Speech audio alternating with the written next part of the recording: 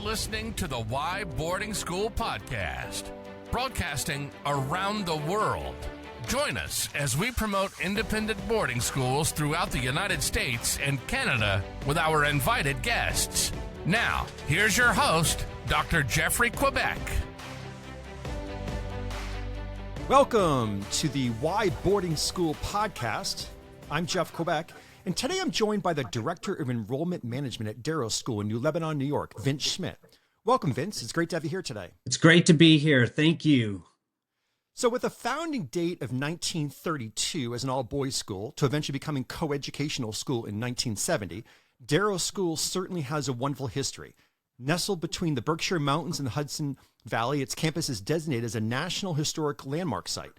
It was previously the home of the Mount Lebanon Shaker Society that occupied many of the buildings and land from 1785 up until the 1930s. Yep. So Vince, perhaps you can start off by giving our audience a brief overview of the number of students at Darrow School, the grades you offer, where the students come from, etc.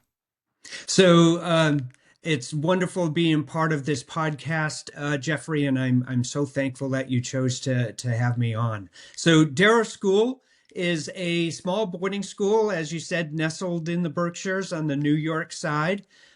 We have, right now as I sit here, I have 90 students. We'll have between 95 and 100 coming in January.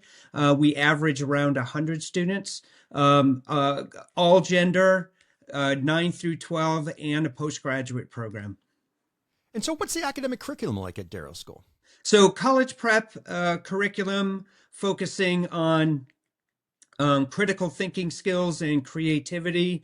We've got a very strong STEM program, very strong arts program, visual performing and music, as well as a very, very strong athletics program, a Division III basketball, Division II basketball, and girls Division II basketball, and a very strong soccer program with the United Soccer Group. So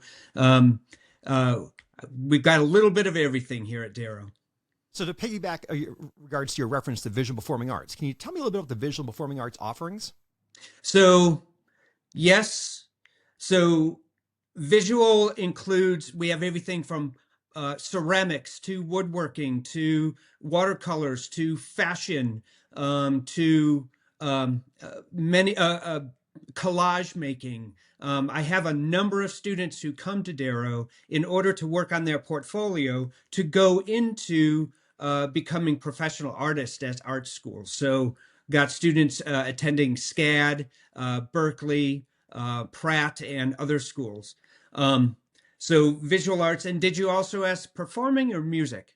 Yeah, performing arts. So performing arts, we'll have our annual play in December, but we do something really unique here at Darrow in the spring semester. We do something called Darrow on the Fringe, and that is for 8 to 10 of our students to create their own 10-minute play where they're acting it, they're producing it, they're writing it, they are doing all the staging, etc. We record this. We open our theater to we open our theater to the public. And so these students who are very interested in being actors and performers and working on the stage are able to create their own 10-minute play with the help of our staff. And then we record it for them, and that's part of their portfolio to help them getting into the colleges of their choice. What an awesome experience. It's wonderful. It's really cutting edge. Sometimes it's a little too cutting edge, but again, we help the students speak to their audience. And how about on the music side of things? What are some of the music offerings at Darrow? Oh my gosh. So Serena is our music director. We just begun a music tech program this year, given to us by a grant by the Makepeace Association. We also have a small jazz band. We have believe it or not, we've got a 14 group a cappella. We have a 14-person a cappella group. 12 of the students are boys. And a lot of them are part of our athletics program as well. So we've got a small jazz band, a cappella group, and we're also focusing a lot on our music tech program. That's awesome. A new music tech program. Very nice. And Vince, perhaps are there any signature programs that are offered at Darrow? So I would go back to our arts programs are very strong. We've talked about our athletics, but the one thing I haven't talked about yet that I think is important is we've got a very strong esports program. Okay. I just spent a month in Asia and have many kids that are signing up to Darrow because of our esports program. And we've had students in the past graduate with and go to a college on a scholarship based on their esports ability. To me, I'm old Atari, one joystick and finger, so understanding esports has been a really neat experience for me.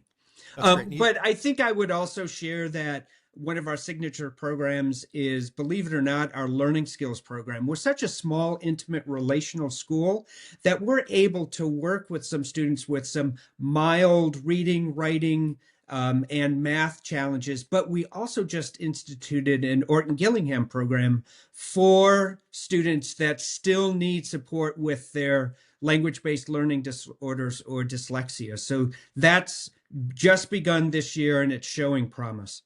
Oh, that's great. And it's interesting you mentioned the esports. I mean, that's certainly something that's growing. Right? It really is. And Darrow is amongst the first schools in New England to have an esports team, and it's now part of the, is it HVAL or NIPSAC tournament. So we're one of the founding members, actually. Nice. And so how about athletics? Is every student at Darrow required to play a sport? And also, what are some of the athletic offerings that Darrow has? Yeah, good question. So we have every student must be part of the athletics program, but we do have competitive and non-competitive choices. So I've talked to you about basketball, I've talked to you about soccer. We have lacrosse, we have cross country, softball, and on the non-competitive side, we have a very big fitness center so students can get their own fitness routine by our staff. We've got a outdoor education, a lot of hiking, biking. We're in the Berkshire Mountains, so we've got a lot of space, 365 acres. One of our signature athletic offerings as well is our alpine skiing. So we'll take 30 kids-ish to one of the two mountains in our area, Jiminy Peak and Bosquet. So again, every student's part of athletics. Whether or not they're competitive really depends on the student. It's nice that there's an option or a level for every student to be involved in the athletic program. Yeah. And, some students may not like the athletic offerings too much, but we try to cater to them and allow them to be able to still be their individual selves while getting a physical fitness routine. That's great. So what we're going to do, Vince, we're going to take a quick break. When we come back, we're going to continue our conversation about the Darrow School in Lebanon, New York. Do you have any questions or guests that you'd like to see on an upcoming Why Boarding School podcast? You can contact us directly through our website at whyboardingschool.com. Now, back to our show. Thank you. Welcome back to the Why Boarding School podcast. I'm Jeff Quebec, and I'm joined by the Director of Enrollment Management at the Darrow School in New Lebanon, New York, Vince Schmidt. Thank you. Yeah, Vince, so as we continue our conversation learning more about Darrow, can you sort of describe to our audience what's a typical school day like at the Darrow School? So breakfast every morning starts at 7:30. Then between 8:30 and 9:30, we'll have either school announcements or advisor time where advisors and their students will be able to meet. Classes generally are block schedule classes. So generally there's 3 classes in the morning, then lunch, 2 classes in the afternoon, and then we go into our athletics. Then evening, there's an evening study hall time, hour and a half to 2 hours, and we have study halls both in dorms as well as more structured study halls in our library. Our weekly calendar, our core classes are taught Monday, Tuesday, Thursday, Friday, and we do have Saturday morning classes. Wednesday morning is what we call our hands to work morning. So that's in essence a community service project where we're literally teaching students some hands-on skills from cooking to cooking to farming, and things like that. It's a tradition at Darrow. Hands to work is a statement. Hands to work, hearts to God, that the Shakers were known for. We are not a religious school, but the Hands to Work program is really our community service. And then Wednesday evening and Saturdays are often our competitive sports days, where our teams are off campus or on campus playing. The Wednesdays certainly seem like a nice sort of midweek break for the students. That's absolutely it. And so how about the weekends at Darrow School? What are they like? Are there events on campus, trips off campus, clubs, activities? Yep, all of the above. So Okay. Students are able to sign up for everything from just going to the valley to do a little shopping, to paintballing, to going to the movies, to and we're okay with our students also having some downtime. I think there's this belief that students have to always be active. I don't know about you, but on weekends, I need a little bit of me time. So we're okay with students taking some me time. But, again, on-campus activities, off-campus activities, we always do this circus the week of graduation. So we have people come onto campus, and we don't do any of those rides because those rides are just not very safe. but that's another example of something our student government and our staff will put together as special events for students. Okay, so now you may be wondering, tell me more about the circus. What's a circus? So some of the games that, for example, Pie in the Face, or the dunk machine, which is always a fun thing because you never know what the end of May looks like. It could be a little brisk, but people throw things at this bullseye, and there's a dunk machine, and our staff go swimming in this little water. So and then we'll do like a volleyball, and I always bring out my cornhole boards. I've been playing cornhole for a long, long time. So we'll have small games. We'll have a tug of war game, and just again, kind of circus activities that you go to a circuit. Other than the big rides, it's more about game playing with our students. So it's a lot of fun. Our students love it. So when you're not playing cornhole, would we find Vince Schmidt as a victim of the dunk tank? Absolutely. Or I'll play badminton with the kids, but yeah. I'll be getting myself wet. Okay, there you go. Vince, can you tell us about the meals at Darrow School? Are they sit down? Are they buffet? Are they required? So 3 meals a day, except for Sunday, where there's brunch and then dinner. Always warm choices. We always have a salad bar. We always have a sandwich bar as well. Our dining hall operator is Culinart. They started with us a couple years ago, and have been very responsive to not only the student needs, but also dietary restrictions. So this year, for example, we have to be a nut-free campus because a couple students have very strong nut allergies. But again, there's everything from pizza to one week back in October, we had sushi, believe it or not.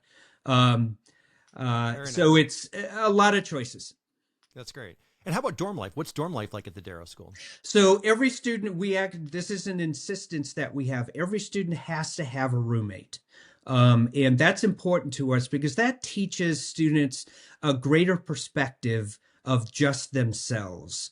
And to us, that is a key component of our dorm life. Every student has at least one roommate. New students will only have a roommate. Some returners may have a triple if they like. So there are 5 dorms, 2 boys, 1 girl, and then one is a postgraduate dorm, because we have 13 postgraduates this year, so we give them a little bit more independence. There are 4 or 5 dorm parents per each dorm, and there are 2 that live in the dorm. So there's always some level of supervision in our dorms. And our rooms are big. The internet works fine. We had an internet glitch the end of last year, but that's all been fixed now. Our rooms are large, and they're in historic buildings. One of the downturns, however, is we don't have an elevator in our dorm, so these poor young lads have to walk upstairs. But if that's the only thing, then, Yep. that's all right. Take it. So in addition to the dormitory house parents, is there also an advisor system at Darrow School? Absolutely. So every student has an advisor, which is more than an academic advisor, because again, the holistic kind of education that we want to teach here at Darrow involves asking students how things are going socially, how are things with family, in addition to, hey, I'm seeing you do really well with your homework, or you need a little bit support here. So the students meet with advisors one-on-one twice a week, and then in a group with other advisees at least once a week, sometimes twice a week. So each teacher will have 3 or 4 advisees. And those advisees also serve as the student's connection, the parents' direct connection to Darrow. So the advisees will have weekly, bi-weekly communications depending on the student. Sometimes we need more, sometimes we need less. That's great. And so would you say, Vince, is there a typical Darrow School student? What I am looking for, I would love to be able to answer that succinctly. What I'm looking for is student with decent grades. You don't have to have all A's. A student who is open to a more rural campus, which it can be really a different type of environment from so many of our city dwellers, because again, you open our doors, you see green, you see a valley. So I'm looking for bright, open to rural, wanting to be a community member and to be involved. So to me, I'm looking for those students who want to kind of have a family environment, get to know other people, be involved in more than just themselves, or more than just that one interest that they have. And again, 9th through 12th graders. And postgraduate, you said too, right? And postgraduates, yes. Well, it certainly looks like, or sounds like, there's no lack of activities to be involved with the Darrow School, as you've mentioned so many. Yeah, and likewise, it's also okay to have some downtime. To us, creating that balance is the most important thing that we're going to teach our students. Is amongst the most important thing we're teaching our students. Very well said. So are there any sort of cool traditions at Darrow School that may be unique from other schools, or perhaps there's sort of that one tradition, Vince, that you hope always remains part of the school? And we're probably not speaking about Vince being on the dunk tank. Although, but so I think one tradition, God, that's such a good question, because I can go in different directions with this. But I think the one tradition that I really love, every Friday, we have not a Shaker, but a Quaker silent meeting in either the tannery or our library or our theater, depending on weather. And that's really a time for students and staff. Everybody is invited to be able to slow things down and have, again, that traditional Shaker introspection, whereby at some point a student or a faculty may be willing to share something that comes up through their own introspection during that half hour. That to me is one of the key characteristics of a Darrow School, is this silent meeting. I know I could talk about other things, but that's the first thing that comes to my mind. Okay. So Vince, before we speak about the admissions process, is there anything about Darrow School that we didn't discuss today that you'd like to mention? Darrow School is looking to open our 25-26 year with between 100 and 110 students. We have been growing since COVID, and we are doing well. You're going to see my headmaster and I present during a couple seminars and a couple of conferences we'll go to about how to keep a small school thriving and alive. And we've had a lot of people ask us questions about what we're doing in order to be so successful. So we're bringing it on the road. Awesome. And I'm looking forward to presenting at the different conferences we're going to. So, Vince, if someone's interested in Darrow School, how might they go about starting the admissions process? Well, the first way is you can always give us a call or send me an email. That is the easiest way. Go online. You can create an inquiry form after you've done a little research, and I can, me or my team will respond to that inquiry form in a day or two at least, and to see if we can't schedule a phone call or a campus meeting. And when you come to campus or when you have a phone call, we really are focusing on understanding your student. Because again, Darrow, you have to want to be here. We don't want to force students to come to Darrow, anything like that. And we want to get to know you, because what you bring to our school is as valuable as the education and the teaching we're going to give you. So with that, Vince, what is the school's website for our audience members? www.darrowschool.org. Great. This has been great, Vince. I've enjoyed our conversation and certainly learning more about Darrow School. Thank you very much. It's been a pleasure. I love doing this. Awesome. Vince Schmidt, Director of Enrollment Management at the Darrow School in New Lebanon, New York. Thank you for listening to the Why Boarding School podcast. We look forward to you joining us for our next episode. Please remember to subscribe to the Why Boarding School podcast and help us spread the word. Until next time.